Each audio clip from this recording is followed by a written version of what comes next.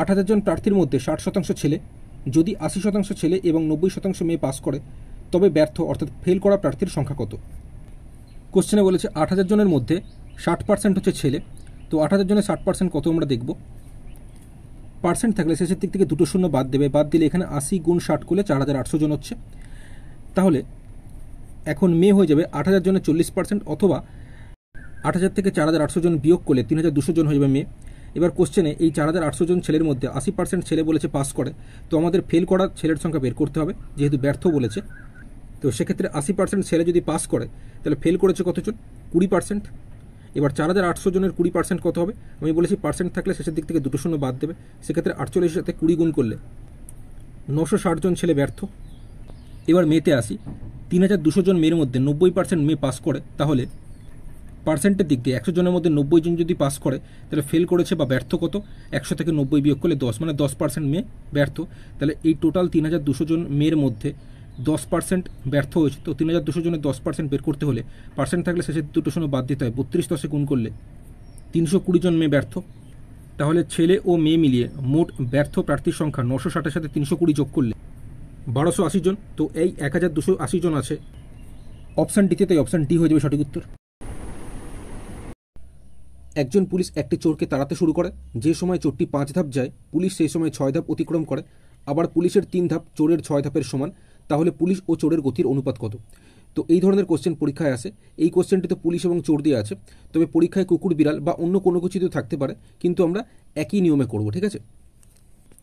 কোশ্চেনে বলেছে যে সময় চোরটি 5 ধাপ যায় পুলিশ সেই সময় 6 ধাপ অতিক্রম করে, ঠিক আছে। এরপরে কোশ্চেনে বলেছে আবার পুলিশের 3 ধাপ চোরের 6 ধাপের সমান। কোশ্চেনে বলেছে পুলিশ ও চোরের গতির অনুপাত কত? পুলিশের গতিবেগ বেশি হবে, চোরের গতিবেগ কম হবে। তো এখানে তোমরা কোনাকুনি এরকম গুণ করবে, 6 6 গুণ করলে কত? 36, আর এদিকে কোনাকুনি 3 5 গুণ করবে, 3 5 গুণ করলে কত? 15। এবার পুলিশ ও চোরের গতির অনুপাত বলেছে, তো কাটাকুটি করবে, 36 আর 15 আমি একেবারে 3 দিয়ে কাটছি, 3 দিয়ে যাবে, 3 12 36, 3 5 15। তাহলে পুলিশ ও চোরের গতির অনুপাত হচ্ছে 12:5। অপশনটি সঠিক উত্তর। এক ব্যক্তি ধার্য মূল্যের উপর 15% ছাড় দিয়ে কোনো দ্রব্য বিক্রয় করে 19% লাভ করে, যদি কোনো ছাড় না দিত তার কত শতাংশ লাভ হতো? কোশ্চেন এখানে বলেছে দ্রব্যটি বিক্রয় করে 19% লাভ করে, এর মানে হচ্ছে দ্রব্যটির ক্রয় মূল্য যদি 100 টাকা হয়, এর উপর 19 টাকা লাভ করলে বিক্রয় মূল্য হয়ে যাবে 100 সাথে 19 যোগ করলে 119 টাকা। তো বিক্রয় মূল্য দুটো ক্ষেত্রে হয়, একটা হচ্ছে ক্রয় মূল্যের উপর, যেটা আমরা এই বিক্রয় মূল্যটা 119 টাকা পেলাম, আরেকটা বিক্রয় মূল্য হয় ধার্য মূল্যের উপর, যেটা কোশ্চেনে বলেছে দেখো ধার্য মূল্যের উপর 15% ছাড় দিয়ে একটা বিক্রয় মূল্য আমরা পাবো। 15% ছাড় মানে 100 থেকে 15 বিয়োগ মানে 85/100। তো এইভাবে একটা বিক্রয় মূল্য পাচ্ছি যেটা ধার্য মূল্যের উপর, আরেকটা বিক্রয় মূল্য আমরা ক্রয় মূল্যের উপর পেয়েছিলাম 119, সেটাকে আমরা সমান দিয়ে লিখতে পারি। মাঝখানে সমান থেকে উপর উপর আমরা কাটতে পারি, সেই হিসেবে 17 দিয়ে কেটেছি, 17 5 85, 17 সাথে 119, ওপর নিচ কেটেছি 5 20 100। তাহলে ধার্য মূল্য সমান 20 সাথে 7 গুণ করলে কোনাকুনি 140। কোশ্চেনে জিজ্ঞেস করেছে যদি কোনো ছাড় না দিত, অর্থাৎ এই যে ধার্য মূল্য 140, এই 140 টাকাতেই যদি বিক্রি করা হতো তাহলে কত লাভ হতো, ঠিক আছে। কত শতাংশ মানে ক্রয় মূল্য যদি 100 টাকা হয়, সেক্ষেত্রে এই 140 টাকা যদি বিক্রি করি কোনো ছাড় না দিয়ে, তাহলে লাভ হয়ে যাবে 140 থেকে 100 বিয়োগ করে 40, মানে 40%, অর্থাৎ 100 টাকায় কিনে 40 টাকা লাভ। অপশন বি 40 হয়ে যাবে সঠিক উত্তর।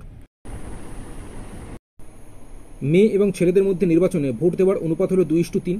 যদি 10 জন মেয়ে এবং 5 জন ছেলে আরও ভোট দিত তবে অনুপাত হতো 3:4। তবে মোট ভোট দাতা ছাত্রছাত্রীর সংখ্যা কত হবে? 4টে অপশন দেওয়া আছে, কোনটা সঠিক উত্তর আমরা দেখব।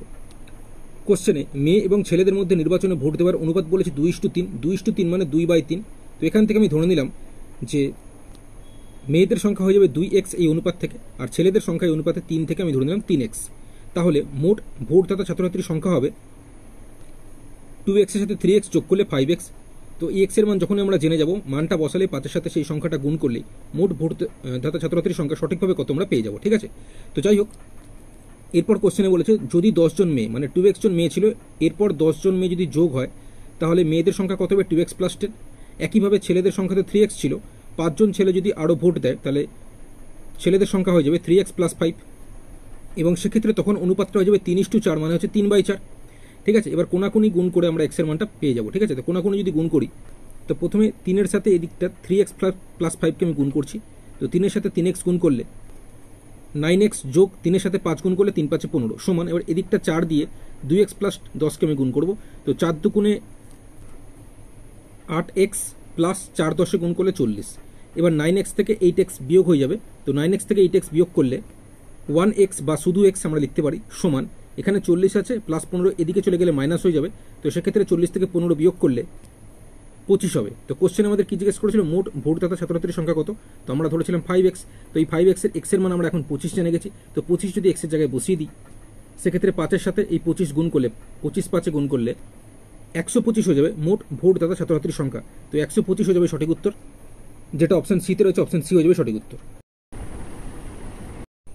একটি ডেটল ও জলের মিশ্রণে 80% জল আছে, 60 লিটার এই মিশ্রণে কতটা ডেটল মেশালে সেই মিশ্রণে 75% জল থাকবে। কোশ্চেনে বলেছে ডেটল ও জলের মিশ্রণে 80% জল আছে, এর মানে হচ্ছে 100-এর মধ্যে 80 যদি জল হয় তাহলে ডেটল হয়ে যাবে 100 থেকে 80 বিয়োগ করলে 20 হয়ে যাবে ডেটল। এবার এটা যদি অনুপাতে আমরা বের করতে চাই তাহলে কাটাকুটি করব, আমি একেবারে 20 দিয়ে কেটেছি, 20 1 20, 20 4 80, মানে ডেটল ও জলের অনুপাত হয়ে যাচ্ছে 1:4। তাহলে অনুপাতের দিক দিয়ে ডেটল ও জলের মোট অনুপাত কত, 1-এর সাথে 4 যোগ করলে 5, যেটা সঠিকভাবে বলেছে ডেটল ও জলের মিলিয়ে টোটাল হচ্ছে 60 লিটার। তোমরা এই জায়গাটা এক্স ধরেও করতে পারো, মানে ডেটল অনুপাতের দিক দিয়ে তো 1 আছে, তো 1x বা শুধু এক্স ধরে নাও, আর জল ধরে নাও 4x লিটার আছে, ঠিক আছে। তাহলে টোটাল মিলিয়ে হচ্ছে এক্সের সাথে 4x যোগ করলে 5x লিটার হচ্ছে, যেটা কোশ্চেনে সঠিকভাবে বলেছে ডেটল ও জল মিলিয়ে 60 লিটার আছে, তাই সমান দিয়ে 60 আমরা লিখতে পারি।